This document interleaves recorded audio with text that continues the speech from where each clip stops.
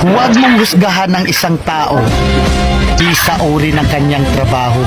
Katulong man yan, karpintero, basurero, o kahit ano pa ang trabaho, basta marangal.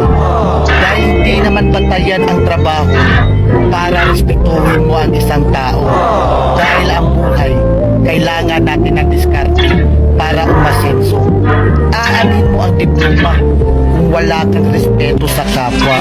Kaya tayong lahat ay pantay-pantay lang. Tayong lahat ay may karapatang tratuhin ng tama kahit walang pinag-aralan.